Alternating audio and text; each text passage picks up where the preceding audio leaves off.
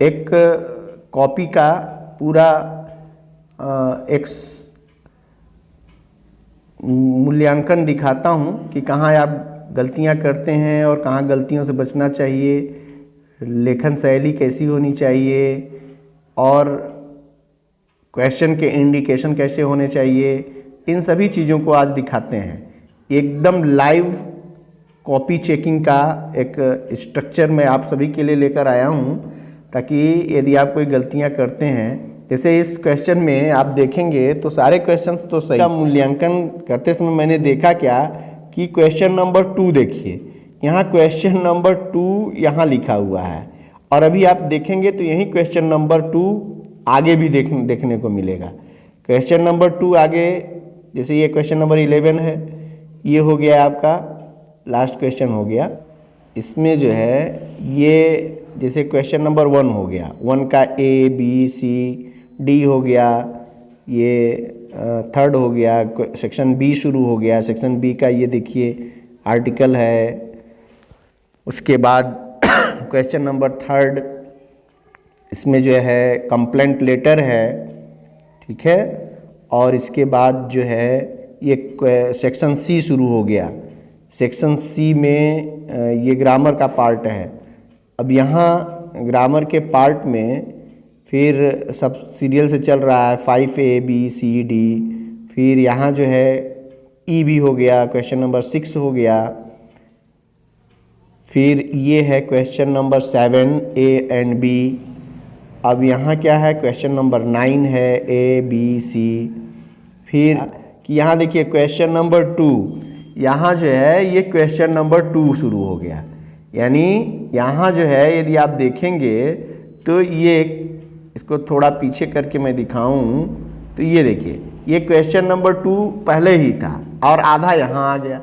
एक बार question number 2 में question पर नंबर दिया जा चुका है, जिसे आप यहाँ देखेंगे क्वेश्चन नंबर 2 पे हम पहुँचते हैं। ये है आपका क्वेश्चन नंबर 2, यहाँ देखिए ये है क्वेश्चन नंबर 2। फेवरेट हॉबी पर ऐसे इस बच्चे को लिखना था। इसने किया क्या कि क्वेश्चन नंबर 2 तो यहाँ लिखा ही, और क्वेश्चन नंबर 2 पर यहाँ इसको 8 मार्क्स मिल चुके हैं। अब वो क्या किया कि इधर हल करने के बाद, कई क्वेश्चन हल करने के बाद वो पहुंच गया क्वेश्चन नंबर 7 9 है। उसने क्वेश्चन नंबर 2 का कुछ पार्ट यहाँ रख दिया। ये क्वेश्चन नंबर 2 का जो शेष पार्ट है वो उसने यहाँ रख दिया। अब ये गलती हो गई कि जब वहाँ इसे 8 नंबर पहले से ही मिल चुका है, ये 10 नंबर का क्वेश्चन है, 10 नंबर के क्वेश्चन में उन्हें 8 नंबर मिल चुका है। अब ये यदि वहीं रहता तो शायद ये +1 हो जाता है और 9 नंबर मिलते, लेकिन ये अलग हो गया। अलग हो गया इसका मतलब जब ये 10 नंबर में 8 नंबर एक बार अवार्ड किया जा चुका है तो यहाँ पर 1 नंबर अवार्ड नहीं हो सकता, क्योंकि ये 8 नंबर ऑलरेडी उसको उस क्वेश्चन नंबर पर, क्वेश्चन नंबर 2 पर 8 नंबर मिल चुके हैं। इनको अब 1 नंबर यहाँ नहीं मिलेगा। वहीं पर एक ही जगह 10 में 9 नंबर वहीं पर मिल जाता यदि ये वहीं पर रहता, लेकिन यहाँ भेज देने से इनका 1 नंबर का नुकसान हो गया।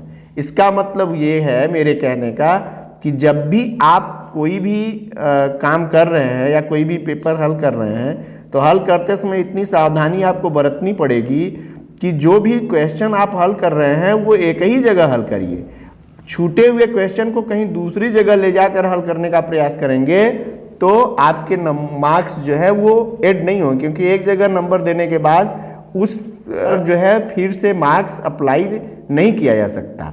यदि ऐसा किया जाएगा तो उस नंबर को, क्योंकि जो बोर्ड की कॉपी होती है, जैसे क्वेश्चन नंबर 2 आप देख रहे हैं कि क्वेश्चन नंबर 2 जो है, यहाँ क्वेश्चन नंबर 2, ये जो क्वेश्चन आपके सामने है, इस क्वेश्चन नंबर 2 पर हमने 8 नंबर दिया तो वहाँ कॉलम होता है, लिखा रहेगा 1 2 3 और इस तरफ लिखा रहेगा A B C D। यानी अब क्वेश्चन नंबर 1 में हमने A में 2 नंबर दिया, B में 2 नंबर दिया, C में 2, D में 2, तो हमने यहाँ जब 8 नंबर दिया, क्वेश्चन नंबर 2 में हमने 8 दे दिया और एक ही क्वेश्चन करना है। तो 8 नंबर दिया। अब मान लीजिए क्वेश्चन नंबर 3 में 2 नंबर दिया, 4 में भी 2 नंबर दिया, ऐसे हमने दे दिया। अब आपने 4 नंबर क्वेश्चन हल करने के बाद फिर से इसको क्वेश्चन नंबर 2 को हल कर दिया है। अब यहाँ यदि हम 1 नंबर देना भी चाहें तो कहाँ देंगे, क्योंकि हमने ऑलरेडी यहाँ 8 नंबर दे दिया है। अब इसमें ऐड नहीं कर सकते। इसमें निर्देश है कि जब भी आप नंबर चढ़ा रहे होते हैं तो इसमें ओवर राइटिंग नहीं होनी चाहिए, यानी जो भी मार्क्स दिए जाते हैं उनको ओवर राइटिंग नहीं किया जाता।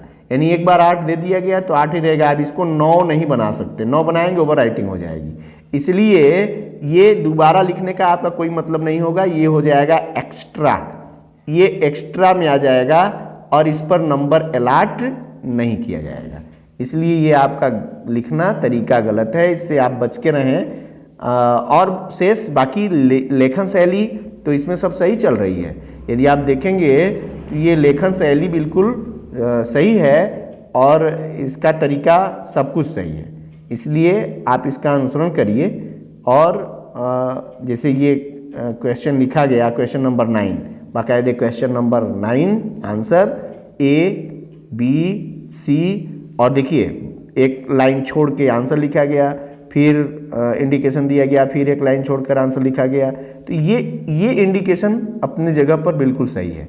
ऐसे यदि आप लिखेंगे तो बोर्ड परीक्षा में जो है आप बेहतर मार्क्स लेने के बिल्कुल हकदार होंगे।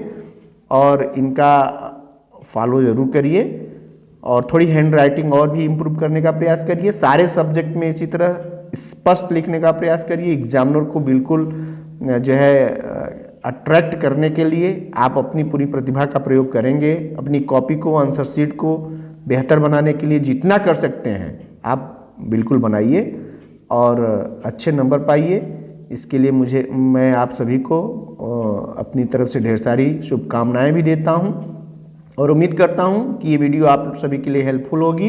यदि अच्छी लग रही है तो आप इस वीडियो को लाइक, शेयर और सब्सक्राइब जरूर करिएगा, ताकि और भी वीडियोस मैं बनाने के लिए प्रोत्साहित हो सकूं। बहुत बहुत धन्यवाद।